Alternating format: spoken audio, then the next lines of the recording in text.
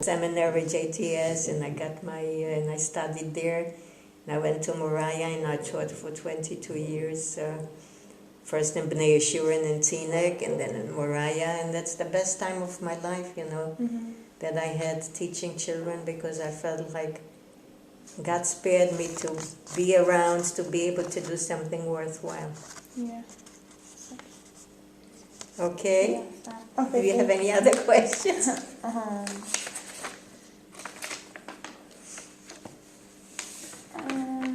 Okay, do you remember your parents' birth dates?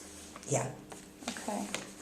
Father was born in 1901, April 18th.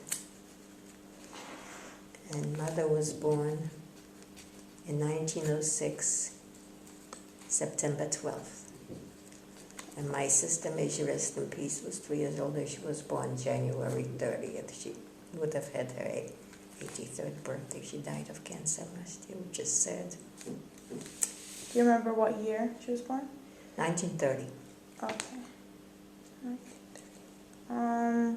So which languages did you usually speak?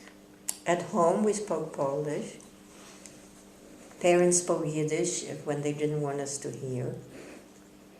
But then when I was, because Yiddish is very similar to German and many words, and also to Hebrew. And so I showed interest in learning, and I kind of learned on my own. I learned how to speak Yiddish. So I speak 5 languages and some French. Do you remember how you escaped from the ghetto? Well, I told you, Oh, yeah. with the horse and buggy, and we went to that. Were you pretending you're going to church? Yeah. So, what is, like, a thing you would want to say to next generations? Like, some type of, like, how do you say Masala? Like... To see of what's important in life. And to realize that from history, from way back, even with Achashverosh and even with our history all along, how we were always hated and expulsion from here, and we never, we're wonderful people, we're anxious, we're good people, and we always think of educating and being kind and doing mitzvot and gemilut chesed.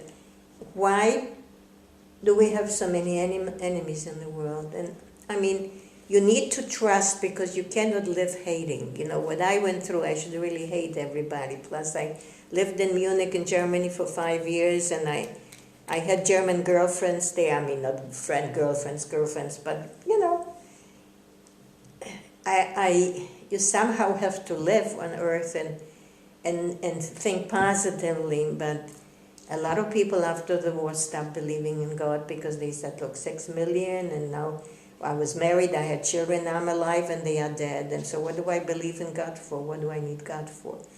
Till today, my husband died young at 58, he had a stroke, but God always saw me through, so it depends on the individual. The idea is to the mitzvot, to be humane, to not forget, just like it says in the Torah before Purim, Zachor et Amalek. Amalek was terrible, Hitler was.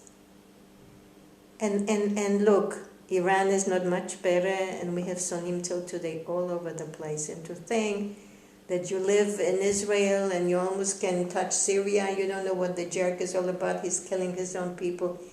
You cannot worry, you have to permit yourself to live, but at the same time, you have to be giving and sharing and saying, "Ma echpat li, this is going to happen to another person, not to me." It's going to happen